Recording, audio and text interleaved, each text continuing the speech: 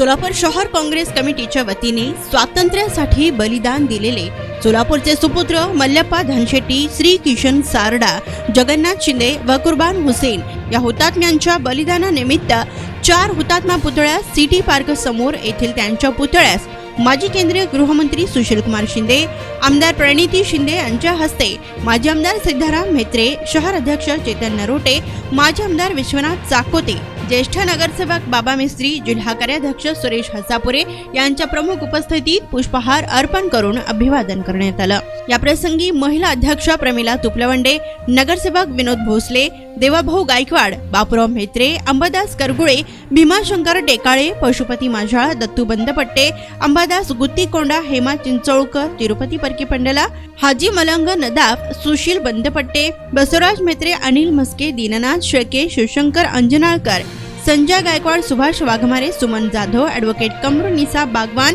नूर अहमद नालवार, लखन गायकवाड, उपेंद्र ठाकर, गणेश वड्डेपल्ली, करीम शेख, अफरोज तांबोळी, हाजी महमूद शेख यांसह इतर मान्यवरही उपस्थित होते। आज 12 जानेवारी आमच्या 4 हुतात्म्यांना जे बलिदान केलं त्याचा हा अमृत दिवस, त्यामुळे आम्ही सोलापूरकर आठवणी येतो।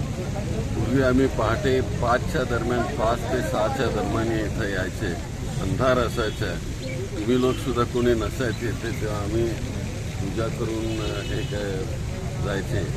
पण लोकांनी सांगितलं की बऱ्याच लोकांनी सांगितलं की तुम्ही 10च्या नंतर आलेलं जास्त बरं, म्हणजे सगळ्यांना कळेल, आणि त्यामुळं काँग्रेस कमिटीने 10ची वेळ दिलेली होती।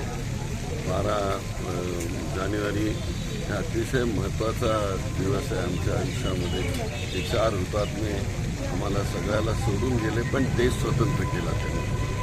तर अशा ह्या आठवणींनी आम्ही आज पंतप्रधान मोदीजी नाशिक दौऱ्यावरती आहेत। निवडणुकीच्या तोंडावरती त्यांचे दौरे वाढलेले आहेत। काही दिवसात ते सोलापूर दौऱ्यावर सुद्धा येण्याचं त्यांचं प्रयोजन आहे। कशा पद्धतीनं बघता त्यांच्या निवडणुकीपूर्वी त्या दौऱ्यात? काय ते ठीक आहे, निवडणुकीच्या पूर्वी जरी दौरे केले तरी लोकांच्या मनामध्ये जे काय असेल ते निवडणुकीमध्ये दाखवतात, त्यामुळं घाबरण्याचं कारण नाही। राम मंदिराचा कुठेतरी इव्हेंट केला जातोय अशा पद्धतीचा आरोप विरोधकांकडनं केला जात आहे। भाजपचा हा पर्सनल इव्हेंट होतोय असा पण आरोप केला जातोय, कशा पद्धतीनं बघता तुम्ही? हे असं आहे, राम मंदिर हा त्यांचा अजेंडा आहे, BJPचा अजेंडा आहे, हिंदू महासभेचा अजेंडा आहे, RSSचा अजेंडा आहे। ते सुरुवातीपासूनच आहे, त्यात नवीन काय नाही। त्यांनी रामनवमीच्या ऐवजी आता 22 तारीख अगोदर ओळखली, काय कारण माहिती नाही, पण ठीक आहे, त्यांना ते करावंसं वाटतं। शिवसेनेचा जो निकाल दिला विधानसभा अध्यक्षांनी, दोन्ही गटाच्या आमदारांना पात्र त्यांनी ठरवलेलं आहे। न्यायव्यवस्थेवरला विश्वास, किंवा आता उद्धव ठाकरेंना म्हटलं की आम्ही सुप्रीम कोर्टामध्ये जाऊयात, कशा पद्धतीनं बघता या निकालाकडे?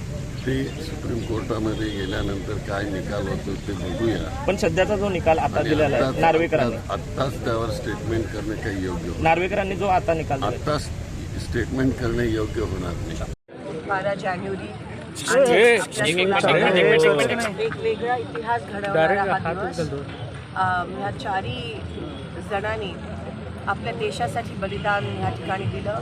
4ही जण हे सर्व धर्म समभावचे प्रतीक, वेगवेगळ्या धर्माचे जातीचे, तरी ह्या मातृभूमीसाठी बलिदान देणारे हे 4 ज्याच्यासाठी आपलं गाव, आपलं शहर हे नामवंत आहे।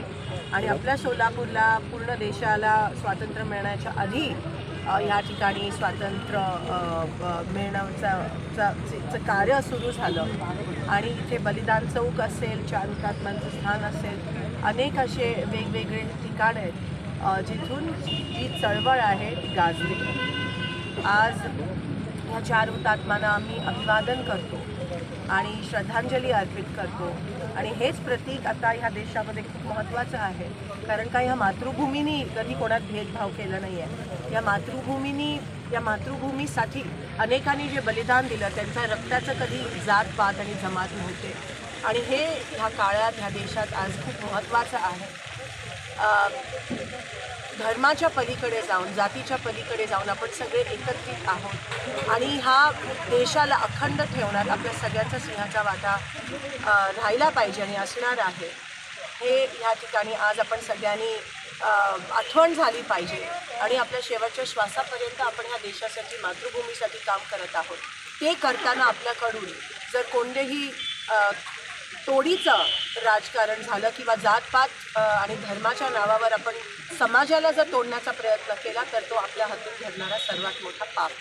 विधानसभा अध्यक्ष राहुल नार्वेकर यांनी जो अपात्रतेचा निर्णय दिलेला आहे ते अपेक्षित होतं कारण का हे सगळंच त्यांच्या बाजूने चालणारं आहे. कितीही चुकीचं असलं तरी हे सरकार ह्याच पद्धतीत चालणार आहे. म्हणून पुढे लोकशाहीचं सर्वात मोठं प्रतीक मतदान ते पण खूप दौऱ्यावरती येणार आहे. निवडणुकीच्या पार्श्वभूमीवर ज्या पद्धतीनं त्यांचे जे दौरे वाढले आहेत त्याकडे कशा पद्धतीनं होतात? निवडणुकीच्या पार्श्वभूमीवरच वाढतात पण जेव्हा लोकांना गरज असते तेव्हा त्यांचे दौरे वाढत नाही. ही शोकांतिका आहे आणि हे लोकांना कळून सुटायला पाहिजे.